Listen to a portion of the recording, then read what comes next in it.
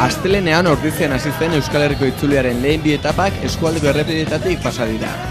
Astelehenez, abaltzizkete eta oraindengo mendateetatik pasa zen munduko txirrindulari onenez osatutako pelotoia. Asteartean, bigarren etapan ere zeharkatu du Tolosaldea pelotoiak. Ikastegiratik sartu, Alegia, Altzo, Tolosa, Ibarra, Berrobi, Helduain eta Berastegitik pasa dira txirrindulariak. Etaparen hasiera izaki, eguneko ihesaldi nagusia osatu da tarte horretan.